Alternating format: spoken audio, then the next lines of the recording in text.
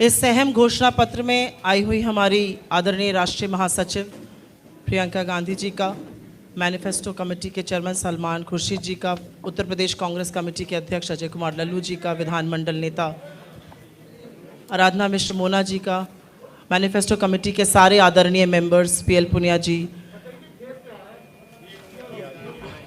रहने दीजिए उसको,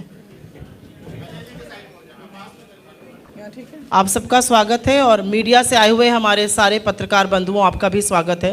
मैं आग्रह करती हूं उत्तर प्रदेश कांग्रेस कमेटी के अध्यक्ष श्री अजय कुमार लल्लू जी से अपना ओपनिंग वक्तव्य इस मैनिफेस्टो के बारे में। आदरणीय श्री अमिताभ जी और उपस्थित सभी सम्मानित कांग्रेस पार्टी के नेतागण, सम्मानित मीडिया के सभी पत्रकार, प्रिंट और इलेक्ट्रॉनिक मीडिया के सम्मानित मित्रों, साथियों, जैसा कि आप जानते हैं कि उत्तर प्रदेश चुनाव चल रहा है और जिस तरह का जोश, उत्साह, विश्वास और उम्मीद आज कांग्रेस के प्रति उत्तर प्रदेश के जनभावनाओं का मिल रहा है, हमें पूरा भरोसा है कि उत्तर प्रदेश में कांग्रेस पार्टी सरकार बनाने जा रही है। पिछले दिनों आदरणीय प्रियंका गांधी जी ने प्रतिज्ञा जो ली थी, उन प्रतिज्ञाओं को आपके समक्ष विस्तार से रखा था। सबसे पहले हम लोगों ने महिलाओं के लिए प्रतिज्ञा, उसके बाद युवाओं के लिए हम लोगों ने मैनिफेस्टो, और आज हम सब आपके बीच में आज जो प्रतिज्ञा लेके आए हैं, घोषणा पत्र लेके आए हैं, उसके बारे में विस्तार से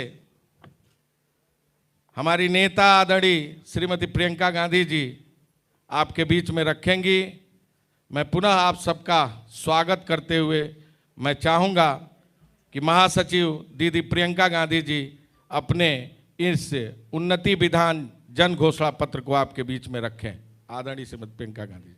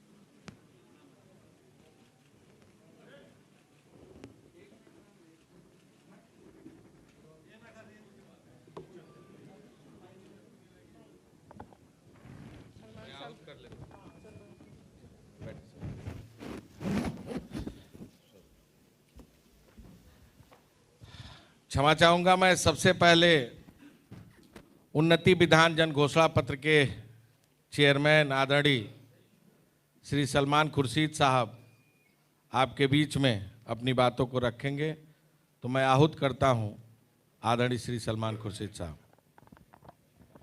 धन्यवाद अध्यक्ष जी।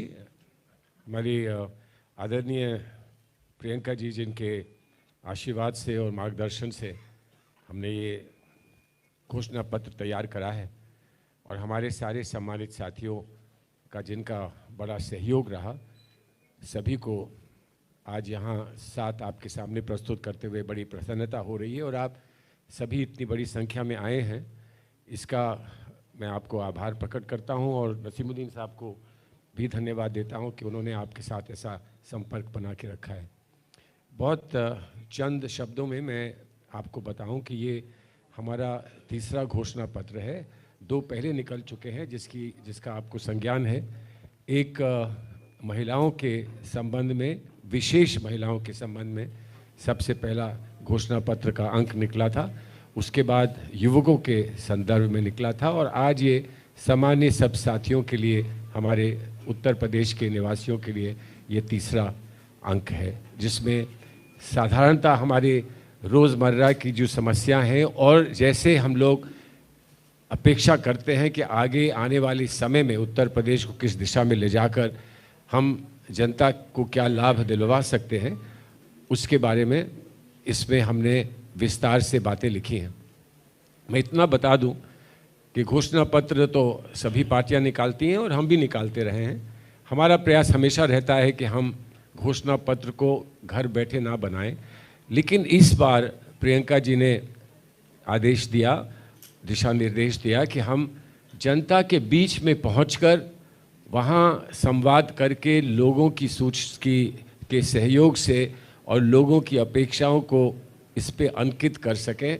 विस्तार से जगह जगह जाएं। उत्तर प्रदेश के कमोबेश सभी जनपदों में हम पहुँचे, जहाँ पर बहुत सारे लोगों के साथ चर्चाएं हुई, साधारण साथियों के साथ, साधारण जीवन में जो साथी मिलते हैं, विशेषज्ञ लोग बहुत सारे थे, उनके साथ बातचीत करी।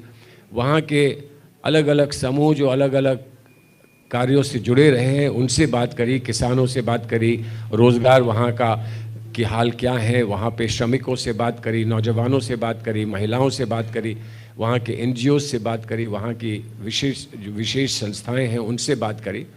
और आप ये मान के चलिए कि किसी भी को हमने इस श्रृंखला से बाहर नहीं रखा, सब तक पहुँचने का प्रयास किया।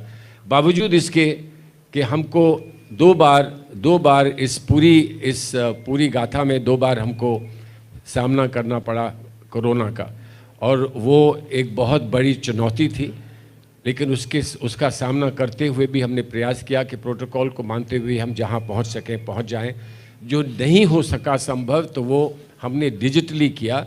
विशेषज्ञों से हमने बहुत दफ़ा बात की, विशेषज्ञों से हर क्षेत्र के विशेषज्ञों से बात करी, स्वास्थ्य के विशेषज्ञ जो हैं, शिक्षा के विशेषज्ञ जो हैं, जो अनुभवी लोग समाज सेवा में हैं, उनसे बात की।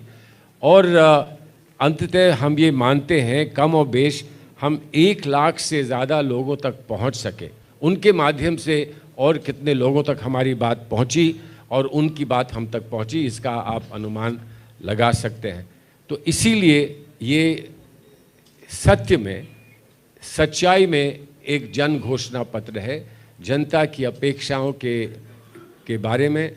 ये जनता की जो सुझाव हैं और जो उनके अपने सपने हैं, उनको कैसे साकार किया जा सकता है, ये संवाद से हमने निकालने का प्रयास किया है। और मैं उम्मीद करता हूं कि दूरगामी जो सुझाव इसमें हैं उनका, और जिसका उल्लेख अभी प्रियंका जी करेंगी, दूरगामी सुझाव इसमें महिलाओं के संदर्भ में जो हमने शक्ति विधान निकाला है और जो भर्ती विधान हमने युवकों के लिए निकाला है, उसके साथ साथ इसको भी लोग स्वीकार करेंगे, इसको समर्थन देंगे। और समर्थन सिर्फ इस तक नहीं सीमित रहेगा, बल्कि आगे जनता क्या कदम उठा सकती है और हमको कैसे सहयोग दे सकती है, इस पर भी स्पष्ट निर्णय वो इस चुनाव में लेंगे। मैं आपको धन्यवाद कहता हूँ। अब मैं आमंत्रित करूंगा उत्तर प्रदेश की महबूब नेता, जिन्होंने लगातार सड़कों पर संघर्ष किया, किसान, नौजवान, गांव गरीब की आवाज उठाई, कभी डरी नहीं, दबी नहीं, जेल तक की यात्रा तय की और जनता के बुनियादी सवालों पर लाठी डंडे भी खाई, लेकिन इस सरकार के दमन का मुंहतोड़ मुकाबला किया, उत्तर प्रदेश की आवाज बनी। मैं चाहूँगा आदरणीय श्रीमती प्रियंका गांधी जी आएं और अपने जन घोषणा पत्र को हम सबके बीच में रखें। धन्यवाद लल्लू जी। सलमान साहब, पूनिया जी, नसीमुद्दीन जी, अमिताभ जी, मोना जी, सुप्रिया जी, सारे उपस्थित नेतागण और मीडिया के मेरी बहन भाई, आप सबका इस घोषणा पत्र के जो इवेंट में आप सबको बहुत बहुत सबसे पहले मैं स्वागत करना चाहती हूँ। जैसे सलमान साहब ने आपको बताया कि जो ये उन्नति विधान है, जो हमारा शक्ति विधान है और जो भर्ती विधान है, ये जितने भी घोषणा पत्र हमने जारी किए हैं और इनमें जितने भी सुझाव हैं वो हमें यूपी की पब्लिक से मिले हैं। हमने पिछले मेरे ख्याल से 1.5 साल से ये कोशिश की कि हम उत्तर प्रदेश के कोने कोने में जाएं, हमारे नेता, हमारी मैनिफेस्टो कमेटी जाए और सबसे चर्चा करके जो उनके अहम मुद्दे हैं, जो उनकी समस्याएं हैं, उनको सुलझाने का काम कैसे किया जाए, इसके बारे में चर्चा करके तभी ये सारे सुझाव इस घोषणा पत्र में आए हैं। दूसरी पार्टियों की तरह हमने अन्य पार्टी के सुझाव लेकर अपने घोषणा पत्र में नहीं डाले। हमने जो भी इसमें डाला है वो पब्लिक की ही आवाज़ है। जैसे लल्लू जी ने कहा, हमने पिछले 2 सालों से बहुत संघर्ष किया, लेकिन हमारा संघर्ष पब्लिक के संघर्ष के मुकाबले में कुछ नहीं है। जो उत्तर प्रदेश की जनता आज संघर्ष कर रही है, जितनी परेशानियां को वो झेल रहे हैं, वे आप बहुत अच्छी तरह से जानते हैं। जो सबसे बड़ा मुद्दा है रोज़गार का मुद्दा, उसके बाद महंगाई का मुद्दा, इन दोनों को निपटाने के लिए इनको कैसे हम, इन समस्याओं को किस तरह से हम सुलझाएं, उसके लिए हमने बहुत चर्चा की और हमने काफ़ी इस विधान में भी और जो भर्ती विधान है, शक्ति विधान है, उसमें भी हमने इसके बारे में अपनी घोषणाएं की हैं। तो मैं कुछ मुख्य बिंदु इस घोषणा पत्र के मैं आपको पढ़ के सुनाना चाहती हूँ। सबसे पहले तो जो हमारी प्रतिज्ञाएं थी, जिनके बारे में आपको पहले से जानकारी है, लेकिन एक बार दोहराना चाहती हूँ मैं कि किसानों का पूरा कर्जा माफ़ किया जाएगा। हम ये कह रहे हैं कि हमारी सरकार जब बनेगी तो 10 दिन के अंदर अंदर किसानों का कर्ज माफ़ किया जाएगा। छत्तीसगढ़ में जब कांग्रेस की सरकार आई तो आप सब ने देखा होगा कि शपथ लेते ही 3 घंटों के अंदर अंदर किसानों के कर्ज माफ़ किए गए। उसी तरह से हम यहाँ भी उत्तर प्रदेश में करना चाहते हैं।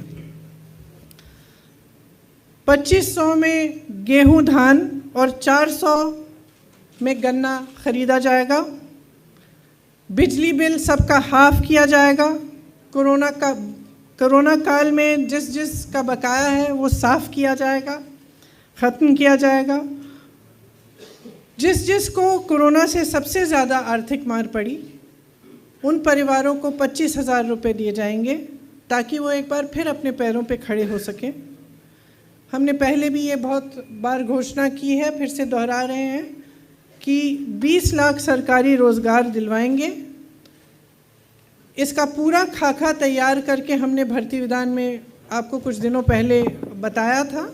उसमें से 12 लाख सरकारी पद खाली पड़े हैं जिन्हें भाजपा की सरकार ने 5 सालों से नहीं भरा।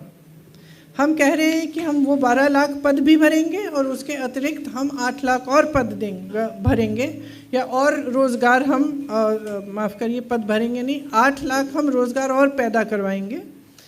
इसके साथ साथ हमने पहले भी कहा है कि 40% रोज़गार पहले के जो आरक्षण हैं उनके तहत महिलाओं को दिए जाएंगे। अगर कोई भी बीमारी हो तो सरकार की तरफ से 10 लाख रुपए तक इलाज मुफ्त मिलेगा। आवारा पशु की बहुत बड़ी समस्या है उत्तर प्रदेश में। कम पार्टियां इसके बारे में बात करती हैं, लेकिन सच्चाई ये है कि किसान बहुत त्रस्त हैं। और हमने अपने अनुभव में, जो हमारी छत्तीसगढ़ में कांग्रेस की सरकार है, उन्होंने एक पूरी योजना बनाई कि इससे हम किस तरह से इस समस्या को हम हल कर पाएँ। इसके मुख्य बिंदु हमारी उन्नति विधान में हैं, लेकिन मैं यहाँ कहना चाहती हूँ कि जिन जिन को आवारा पशुओं के नुकसान को झेलना पड़ा है उन्हें 3,000 रुपये का मुआवजा दिया जाएगा और एक गोधन न्याय योजना शुरू की जाएगी जिसके काफ़ी ज़्यादा एलिमेंट्स होंगे, लेकिन एक एलिमेंट ये है कि 2 रुपये किलो में गोबर खरीदा जाएगा। ये छत्तीसगढ़ में हो रहा है और फिर उस गोबर को वर्मी कॉम्पोस्टिंग में सेल्फ हेल्प ग्रुप्स द्वारा इस्तेमाल किया जाता है, तो इससे बहुत सुविधा होती है। छोटे और मझोले उद्योगों के लिए देखिए, हम सब ने देखा है, आपने हाल ही में बागपत में एक छोटे व्यापारी की हालत देखी और हम सब ने वो बहुत ही दुखद घटना, एक तो फेसबुक पे लाइव हुई और हमें पता चला कि उनकी पत्नी की मृत्यु भी हुई है। बहुत ही ज़्यादा दुखद ये घटना हुई, लेकिन ये हम पूरे प्रदेश भर में देख रहे हैं। चाहे मैं नोएडा में गई प्रचार करने के लिए, चाहे मैं बुंदेलखंड गई, चाहे झांसी में थी, चाहे यहाँ पे लखनऊ में हो, चाहे जहाँ भी मैं जा रही हूँ, ये देखने को मिल रहा है कि जो छोटे व्यापारी हैं और मझोले व्यापारी हैं वो एकदम इतने त्रस्त हैं और परेशान हैं क्योंकि उनके लिए एकदम कोई भी सपोर्ट समर्थन सरकार की तरफ से नहीं आया है। और चाहे नोटबंदी हो, चाहे उसके बाद जीएसटी हो और उसके बाद जो कोरोना का लॉकडाउन हुआ, सबसे बड़ा प्रभाव इन्हीं व्यापारियों पे हुआ है। तो चाहे छोटे दुकानदार हों, छोटा मैन्युफैक्चरिंग यूनिट हो, बहुत ही ज़्यादा असुविधा हुई। लेकिन सरकार की तरफ से बहुत दुख की बात है कि इनके लिए कोई सपोर्ट नहीं मिली। और इस बजट में जो 2-3 दिन पहले आई, उसमें भी आपने देखा होगा कि जहां बड़े बड़े उद्योगपतियों के लिए, जो प्रधानमंत्री जी के मित्र हैं, उनके लिए तमाम योजनाएं, तमाम समर्थन और हर चीज़ लिखी गई, लेकिन इन छोटे व्यापारियों के लिए कुछ नहीं लिखा गया, गरीबों के लिए कुछ नहीं लिखा गया। इसीलिए हम चाहते हैं कि एक ख़ास मदद हम छोटे व्यापारियों की करें। इसमें मुख्य बिंदु ये है कि जो पारंपरिक क्लस्टर्स होते थे, जैसे मुरादाबाद में पीतल का क्लस्टर, कानपुर में लेदर, इनको हम और मजबूत बनाएं। और इसमें नौजवानों को, अगर नौजवान अपना छोटा व्यापार शुरू करना चाहता है, अपना मैन्युफैक्चरिंग करना चाहता है, एक यूनिट खड़ा करना चाहता है, उसके लिए हमने भर्ती विधान में ऑलरेडी बोला था कि हम किस तरह की सुविधाएं देंगे। जैसे उनको लोन मिलेगा 1% ब्याज पे, और किस तरह से हम उन क्लस्टर्स को डेवलप करेंगे ताकि उन क्लस्टर्स में जितनी भी सुविधाएं हैं इंडस्ट्री के लिए वो मिले और पूरी तरह से इन छोटे व्यापारियों की मदद हो। श्रमिकों और कर्मचारियों के लिए हमने ये प्रपोजल दिया है कि आउटसोर्सिंग बंद की जाएगी। संविदा कर्मियों का नियमितीकरण कई चरणों में किया जाएगा। सफाई कर्मियों को नियमित किया जाएगा। तो ये हमारे इस उन्नति विधान में है कि हम आउटसोर्सिंग बंद करना चाहते हैं। हम चाहते हैं कि आस्ते आस्ते एक एक करके कुछ चरणों में जितने भी आउटसोर्स्ड हैं और अभी संविदा कर्मी हैं उनका नियमितीकरण हो। नियमितीकरण से उनका जो मानदेय है वो सम्मानजनक बन जाएगा और अन्य सुविधाएं अन्य सुविधाओं का लाभ ले पाएंगे। रसोइया का जो मानदेय है उसको हम 5,000 रुपये तक प्रति माह बढ़ाना चाहते हैं। जहाँ तक भूमि अधिकार दिया जाएगा, झुग्गी वाली ज़मीन आपके नाम की जाएगी और मध्यम वर्ग को किफ़ायती आवास के लिए भूमि को और आर्थिक प्रोत्साहन मिलेगा। ग्रामीण विकास के लिए 2 जो मुख्य बिंदु हैं, हालांकि इसमें शहरी विकास, ग्रामीण विकास, मिडिल क्लास के लिए और बहुत सारे बिंदु हैं, लेकिन मैं ज़्यादा समय अभी नहीं लेना चाहती। जो मुख्य बिंदु है ग्रामीण विकास में, ग्राम प्रधान का वेतन हम 6,000 रुपये प्रति माह तक बढ़ाना चाहते हैं और चौकीदारों का वेतन 5,000 रुपये प्रति माह तक। स्वास्थ्य सेवाओं के लिए जो बजट में 5% बढ़ाना चाहते हैं। कोरोना के दौरान जान गंवाने वाले कोविड योद्धाओं को 50 लाख रुपए का मुआवजा मिलेगा।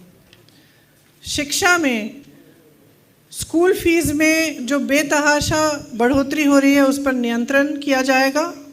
ब्लॉक स्तर पर इंटरनेट व अन्य सुविधाओं से युक्त सार्वजनिक पुस्तकालय बनाए जाएंगे। शिक्षकों के खाली कुल 2 लाख पदों को भरा जाएगा। एड हॉक शिक्षकों और शिक्षा मित्र को, ये प्लीज़ ध्यान से सुनिए, एड हॉक शिक्षकों और शिक्षा मित्रों का अनुभव व सेवा अनुसार नियमितीकरण किया जाएगा। ये एक बहुत बड़ा डिमांड था और शिक्षा मित्रों ने इसके लिए बहुत संघर्ष किया। मैं बहुत सारी महिलाओं से मिली, बहुत सारी शिक्षा मित्रों से मिली जो सालों से संघर्ष कर रहे हैं कि उनका मानदेय बढ़े, कि उनका नियमितीकरण किया जाए। तो हम उनको कहना चाहते हैं कि हमने आपकी आवाज़ सुनी और अगर हमारी सरकार बनेगी तो हम ये काम आपके लिए करके दिखाएंगे। संस्कृत और उर्दू शिक्षकों के खाली पद जो हैं वो भी भरे जाएंगे। सामाजिक न्याय के लिए अनुसूचित जाति के छात्रों व अनुसूचित जनजाति के छात्रों को केजी से पीजी तक मुफ्त शिक्षा मिलेगी। अति पिछड़ी जातियों के लिए आरक्षण का सब कोटा बनाया जाएगा। निषादों को नदियों से संसाधनों पर अधिकार मिलेगा। अति पिछड़ी जातियों के लिए छात्रवृत्ति, हॉस्टल्स जैसे लक्षित कार्यक्रम इस उन्नति विधान में हैं। कारीगरों व बुनकरों के लिए विधान परिषद में एक आरक्षित सीट। मैं तो चाहती हूँ कि आप मीडिया के लिए भी एक आरक्षित सीट होनी चाहिए इसमें। कोल समुदाय को अनुसूचित जनजाति का दर्जा दिया जाएगा। दिव्यांग बहनों और भाइयों के लिए 3,000 रुपये प्रति माह का पेंशन। मैं झांसी गई थी, उस समय मुझसे कुछ लोग मिले थे और उन्होंने मुझे कहा था कि उनका पेंशन बहुत ही कम है, कम से कम 3,000 रुपये प्रति माह तक बढ़ाना चाहिए। तो उनकी बात सुनते हुए मैंने सबसे बात की, चर्चा की और ये हमने तय किया कि ये बिल्कुल पॉसिबल है और हम इसको करेंगे। तो मैं आपको ख़ास बताना चाहती हूँ जो मुझसे मिले थे कि ये आपकी मांग हमने इस घोषणा पत्र में डाली है। महिला पुलिस कर्मियों को उनके गृह जनपद में पोस्टिंग की अनुमति। बहुत सारी महिला पुलिस कर्मियों से मैं इत्तेफाक से मिली हूँ। कुछ कई लोगों ने मुझे हिरासत में लिया, उस समय बातचीत करने का मौका मिला और पता चला कि किसी का घर नोएडा में है, पोस्टिंग सीतापुर में है। माँ अकेली नोएडा में है और उनको सीतापुर आना पड़ रहा है काम करने के लिए। तो मेरे ख्याल से ये एक बड़ा मुद्दा है उनके लिए और मेरी बहनें हैं, उनकी मदद के लिए हमने सोचा कि अच्छा रहेगा कि उनके घर के ही एरिया में उनकी पोस्टिंग हो।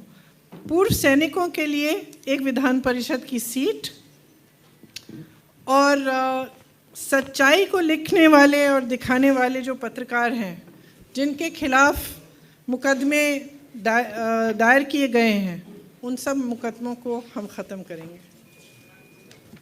तो आपको स्वतंत्रता मिलेगी जो आज आपके पास है नहीं। तो ये मुख्य बिंदु हैं। मैं कहना चाहती हूँ और मैं बार बार इस बात को दोहराती हूँ कि चुनाव के समय हमें विकास की बात करनी चाहिए, हमें उन मुद्दों को उठाना चाहिए जिससे आपका जीवन बेहतर बने। जहाँ जहाँ मैं जाती हूँ मैं पूछती हूँ 5 सालों में आपका जीवन बेहतर हुआ, आपको सुविधाएं मिली? और एक जगह नहीं है, एक घर नहीं है, एक परिवार नहीं है जो मुझे इस सवाल के जवाब में हाँ कह सकता है। सब कहते हैं, कई नौजवान हैं, लोग कहते हैं कि ठीक है राशन मिल गया, लेकिन वो मुझे कहते हैं कि हम राशन से क्या करेंगे?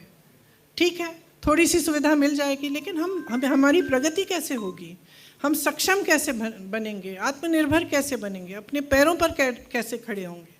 तो बार बार हम कांग्रेस पार्टी के जितने भी नेता हैं, हम एक सकारात्मक प्रचार करना चाह रहे हैं।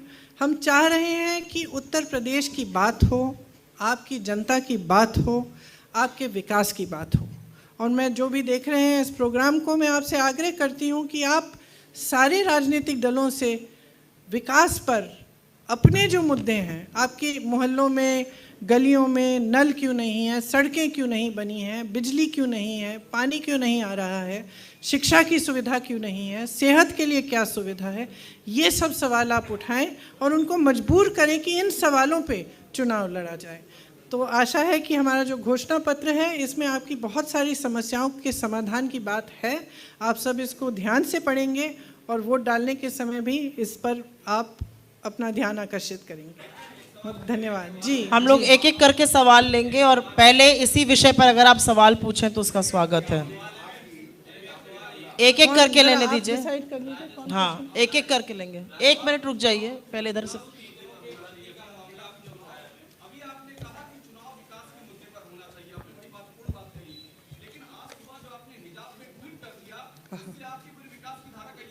अच्छा क्यों? अच्छा क्यों? मैंने हिजाब पे बहस छेड़ी है? देखिए, एक महिला का अधिकार है, वो बिकिनी पहनना चाहे, वो हिजाब पहनना चाहे, वो घूंघट लगाना चाहे, वह साड़ी पहनना चाहे, वह जीन्स पहनना चाहे।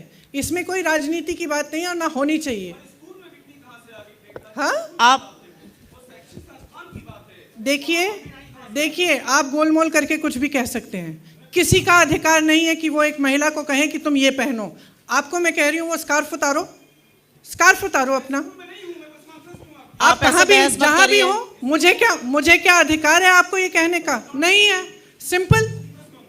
आप पूछिए सवाल, विषय पे सवाल पूछिए तो अच्छा रहेगा।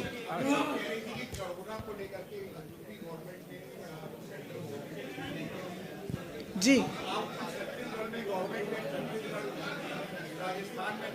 देखिए यहाँ उत्तर प्रदेश में जब ऑक्सीजन नहीं मिल रहा था तो छत्तीसगढ़ की सरकार ने छत्तीसगढ़ से यहाँ टैंकर भेजे हैं।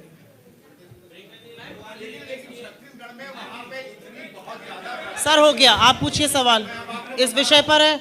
आपने क्या छत्तीसगढ़ की नदियों में आपने लाशें देखी? सर ये बहस का विषय नहीं है, आपको सवाल पूछने का बोला अधिकार है, पूछिए। नहीं सर, ऐसे नहीं होगा, ये प्रेस कॉन्फ्रेंस है, ये वाद विवाद आपके साथ नहीं हो रहा है यहाँ पर। इस विषय पर सवाल है आपका?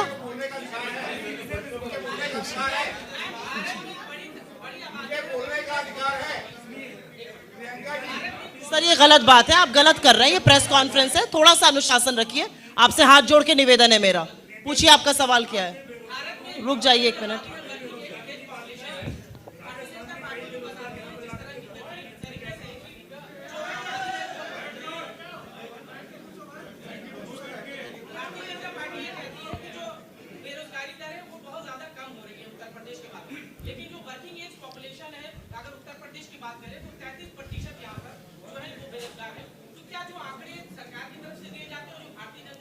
देखिए, मैं तो भारतीय जनता पार्टी पे भरोसा नहीं करती, तो मैं उनके आंकड़ों पर भी भरोसा नहीं कर रही हूँ।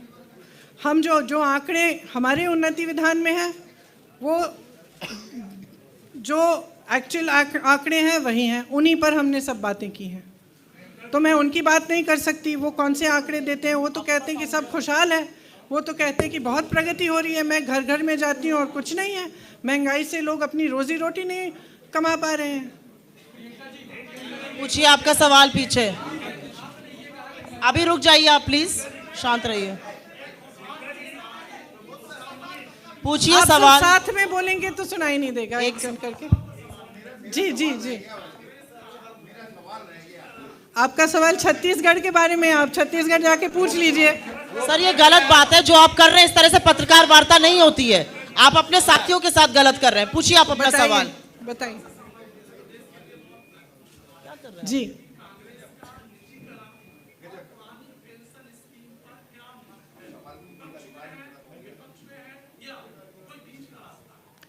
देखिए, हमने इस पे बहुत चर्चा की, क्योंकि इतनी डिमांड आ रही थी कि पुरानी पेंशन पे हमें वापस जाना चाहिए, जो पुरानी स्कीम है। हमने बहुत चर्चा की। हम सोचते हैं कि इसमें एक मध्य का रास्ता निकाला जा सकता है, जिस तरह से जितना सरकार का कंट्रीब्यूशन है वो बढ़ाया जा सकता है। तो इसका मेरे ख्याल से आपके सवाल के जवाब में एक मध्य का रास्ता ही ढूंढना पड़ेगा। इस सवाल पूछिए। 1 मिनट रुक जाइए सर, आएंगे अभी आपके पास। पूछिए। जरा जोर से बोलिए। कुलियों से। जी, हमने सबके लिए इसमें लिखा है, आप देख लीजिएगा। हम एक अंतिम सवाल लेंगे, आप पूछिए। पूछिए, आप पूछिए। ये इस तरह से नहीं हो सकती प्रेस का वार्ता। आप उधर आते ना, आप यहाँ पे क्यों हैं? उनको पूछिए सवाल।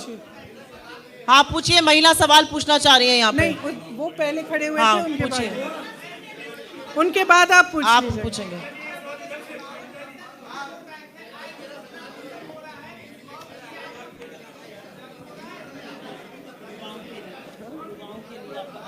I can't hear you. अगर आप लोगों को लगता है कि इस तरह से सवाल का जवाब मिलेगा तो मैं बड़ी हाथ जोड़ के अनुमति वहां चाहती हूँ। आपको ऐसे नहीं मिल सकता। एक एक आदमी पूछिए ना, पूछिए आप।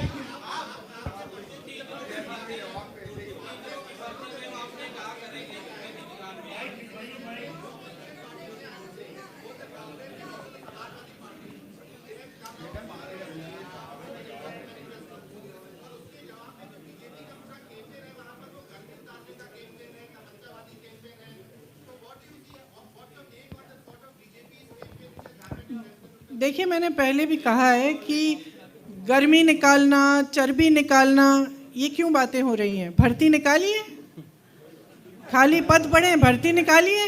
हमने तो पूरा खाका तैयार किया है कि हम भर्ती कैसे निकालेंगे। हम तो ये भी बता रहे हैं कि कहाँ से निकालेंगे, हम ये बता रहे हैं कि रोजगार कहाँ से दिलवाएंगे। हम ये सब कह रहे हैं और आप एक दूसरे से कह रहे हैं कि कोई कह रहा है कि चर्बी निकालेंगे, गर्मी निकालेंगे। फालतू की बातें हैं, ये लोगों को गुमराह करने वाली बातें हैं। देखिए, सबको खुश नहीं कर सकते। 40% महिलाएं हैं, जो महिलाएं लड़ना चाह रही थी, बहुत सारी थी, उससे ज़्यादा थी। हर सीट पे 4-4, 5-5 महिलाएं थी, उनमें से एक ही चुन सकते थे ना हम। तो बस, धन्यवाद। देखिए, किसी ना किसी को तो निराश होना है ना। I think we should end it. अरे प्रियंका जी, एक बात सुन लीजिए।